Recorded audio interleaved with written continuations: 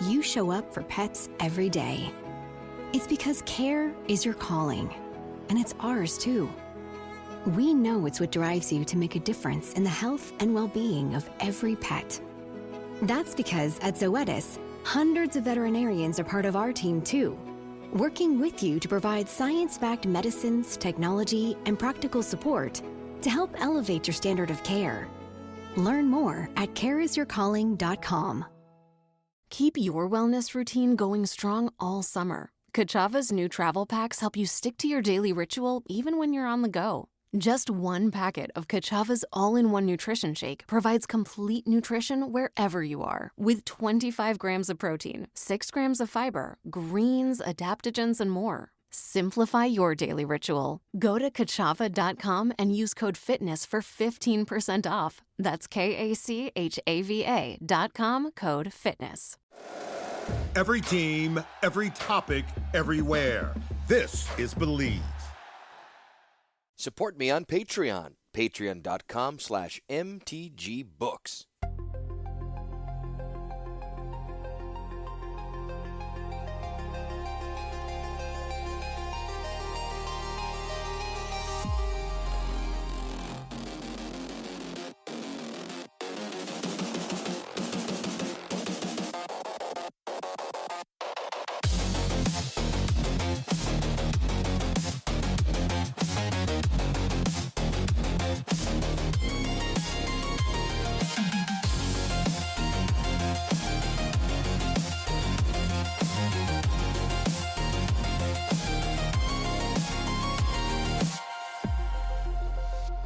Chapter 23, The Dreaming Cave.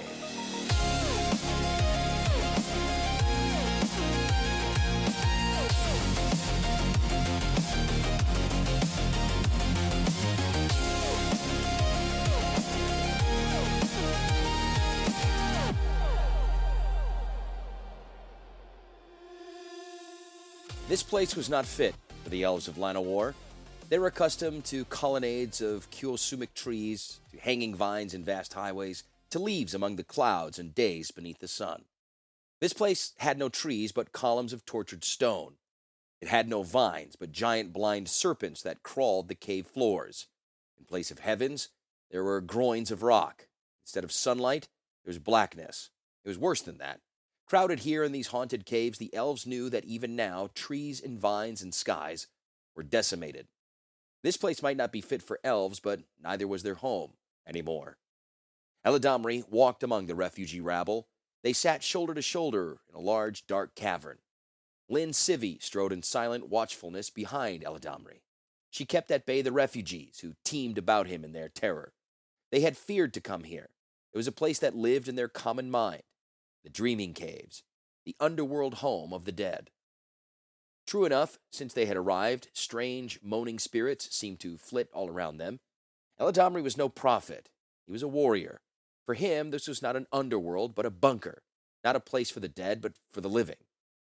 Were these the only survivors in Llanowar? Could they even be considered survivors?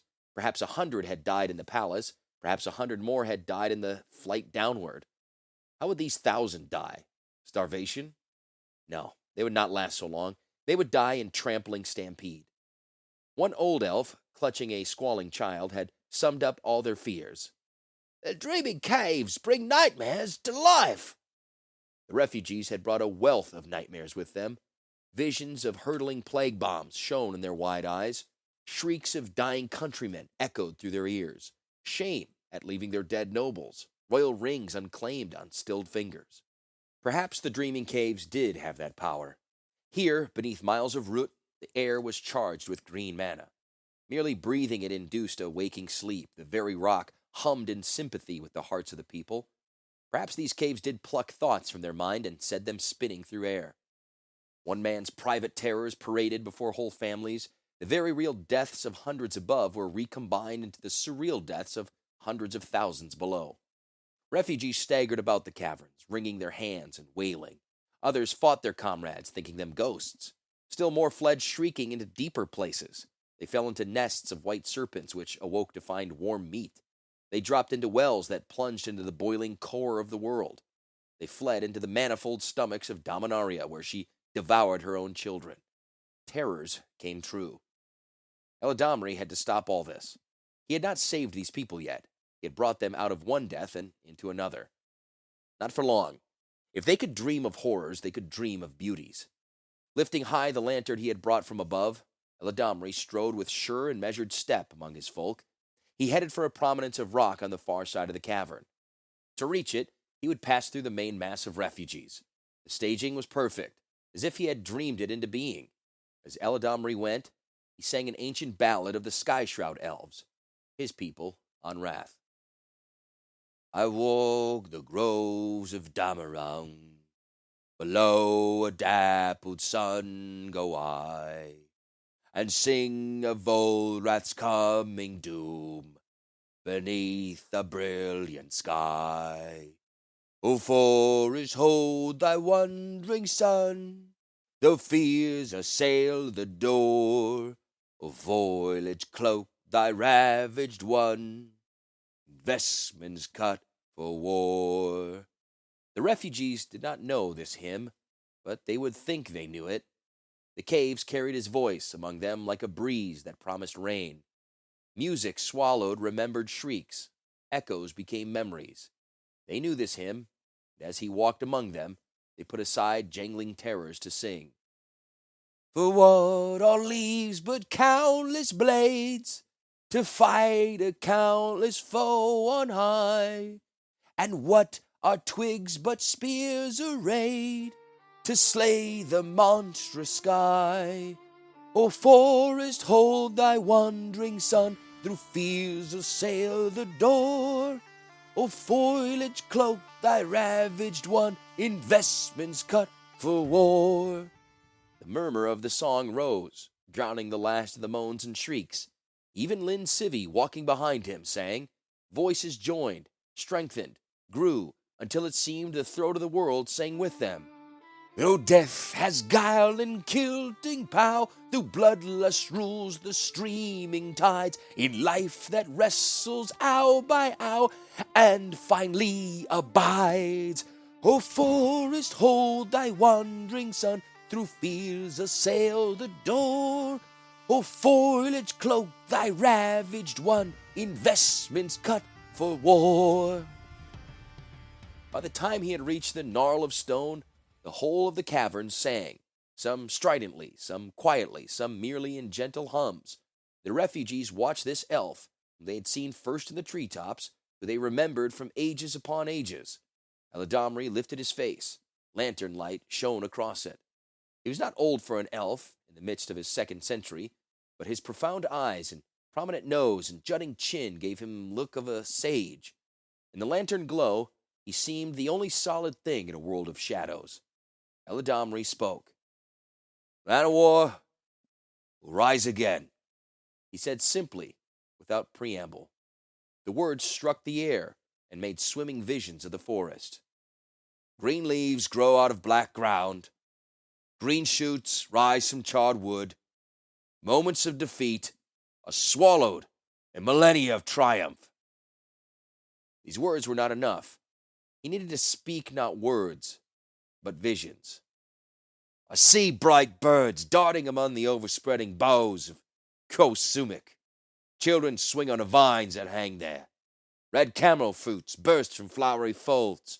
Morning breezes pluck dew from the leaves, carry it in cool bands of mist through the ground. From every hollow comes the sound of singing, of laughter. A gentle murmur of merriment moved among the folk. They were gladdened by this dream tree. Yes, Eladamri continued, we are there, all of us. We dwell among the clouds, friends of the sun. This day is but a sad memory, is swallowed in lifetimes of joy. We are there, resting in heights. Lie down, my friends. Lean your heads on the warm bark of the tree. Breathe the sweet pollen and sleep a while. With the rustle of ragged clothes and the murmur of weary souls, the refugees settled to ground. One by one, they sighed into sleep and dreamed of a perfect tree. Eladamri smiled to see it. At least they could rest. At least they could cease trampling each other and rushing off into doom. That was well done, said Lin Civi behind him. Someone had to do something, Eladamri breathed. Yes, came a new voice, tremulous and panting. Someone had to do something. Eladamri turned to see a bloodied elf emerge from a nearby tunnel. The man was a peasant, his shift charred and his shoulder blistered from burns. He had not descended with the refugees from the high court. Raking a breath, he said, You must come to us. You must do the same for us. We come from the forest floor. Our village was struck. There are 500. You must come help us as you help these here. Eladamri's eyes glinted darkly in the cavern light. This desperate man would interpret the look as mystery and power. In fact, Eladamri felt a doubt that bordered on panic. He had done what he could for these desperate folk, the work not of a savior, but of a compassionate warrior. He had done no more than anyone else would have done. Why then had no one else done it? I'll go see what I can do. A light pierced the terror of the elf's face. He seemed to breathe for the first time since he had spoken. He bowed deeply. Eladamri could hear the burned skin on his shoulder crackle with the motion. The man's grateful breath quickened. In utter darkness, even the faintest embers seemed a beaming sun. Eladamri was that faint ember. His glow had drawn nations, and as they bowed, their hopeful breath stoked the fire in him. They needed a savior. They were making a savior. He could only receive their adoration and use it to save as many as he could.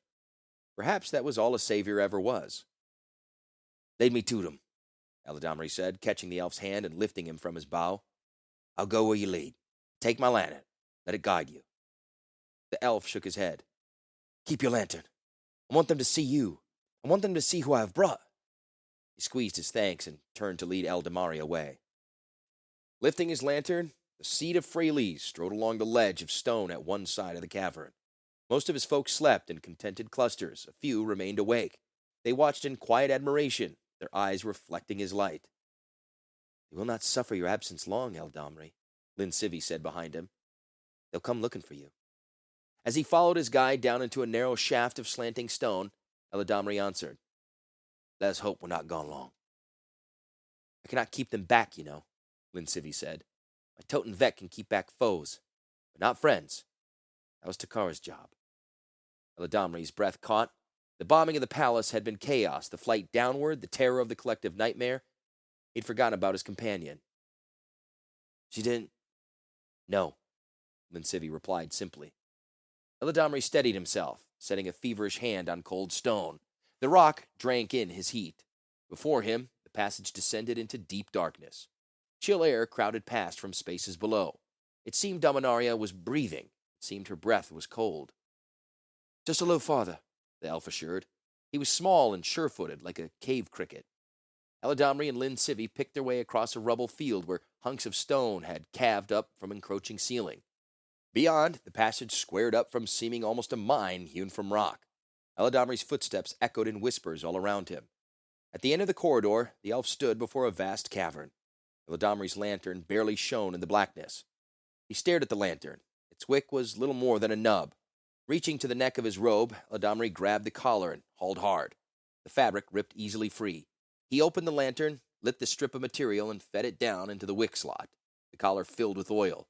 Fire flared. Insurance isn't one size fits all. That's why drivers have enjoyed Progressive's Name Your Price tool for years now. With the Name Your Price tool, you tell them what you want to pay, and they'll show you options that fit your budget. So whether you're picking out your first policy or just looking for something that works better for you and your family, they make it easy to see your options. Visit Progressive.com. Find a rate that works for you with the Name Your Price tool. Progressive Casualty Insurance Company and Affiliates. Price and coverage match limited by state law.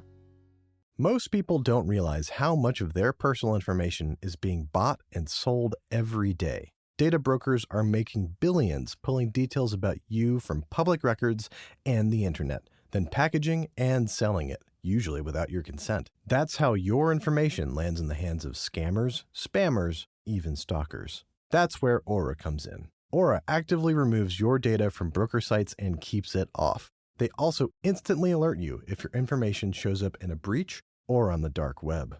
But Aura goes beyond data protection. With one app, you get a VPN, antivirus, password manager, spam call protection, dark web monitoring, and even up to $5 million in identity theft insurance. All backed by 24/7 US-based fraud support. Other companies might just sell credit monitoring or just a VPN. Aura gives you all of that together at the same price competitors charge for just one service. Start your free trial today at aura.com/prevent. Protect yourself now at aura.com/prevent. Eladamri closed the panel and lifted a blazing lantern. Its light shone out over a cavern filled with crouching figures. Their eyes gleamed. They looked not to the light, but to the Lightbringer. "Let's go down to them," Eldamri said. "Yes," the elf said, scrambling down the slope. As Eldamri descended, Linsivi spoke. "We should go back." "I cannot go back," Eldamri said. "They've glimpsed hope. It would kill them for me to leave." "Can't just sing to these people and make pretty speeches. Look at them, Eldamri. Look at them." He did. His heart went cold in his chest. It was not merely darkness that swathed them. It was death. They were rotting. Their flesh boiled off their bones. Teeth showed through rags of lip. Eyes wept in lidless sockets. Breath raked into and out of riddled windpipes. Shoulder bones showed white through sloughing flesh. "Still alive," Eldamri said. "But for how long?" Linsivi replied, clasping his shoulder. "Cannot save them." Eyes hardening, Eldamri pulled away from her. "These are the dreaming caves. I cannot save these folks, but their dreams can." He descended the final pitch of the hillside and was among them. Eladamri lifted his lantern, peering in gladness across the hordes. "Behold, children of Staprion, dread has fallen from the skies, but hope rises from the world. Gaia has not forgotten you. Freyalis has sent me to you. She wants you to rise, whole, into the light. Come to me, brothers and sisters. Come, believe, be healed. We will rise. We will save our homeland. Come!" Linsivi stood on the slope, her hands sweating on the hilt of her Toten Vek. She would not cut down allies, certainly not plague victims. She could only watch as they surrounded Eldamri, pressing on him, swallowing him in their rot. In moments, he was gone. Even the light of his lantern was eclipsed in that clamor of heads and hands. There was only darkness now. Darkness and death and the wails of the dying. Suddenly, the lantern beamed forth again. It rose, clutched in a healthy hand. Its rays spilled out over more healthy flesh. Where there had been scaly heads and skeletal arms, there were now flowing locks and young muscle. Where there had been rot, there was now vitality. It was as though light itself healed them, rebuilding bodies, renewing spirits. At the center of that glow was Eladamri. His robes seemed lit from within. Hands reached for him, touched him, and came away whole. Linsivi released her weapon. She rubbed fists in her eyes. Was this another delusion of the dreaming caves? Waves of power, of belief, swept in visible rings from Eladamri. This was no dream. This was truth. Mouth agape, Linsivi dropped to her knees. Eladamri sang gladly to his people. "Though death has guile and killing power, though bloodless rules the streaming tides, it's life that wrestles hour by hour and finally abides. O for is hold thy wandering sun, though fears assail the door. O foliage cloak thy ravaged one, investments cut for war."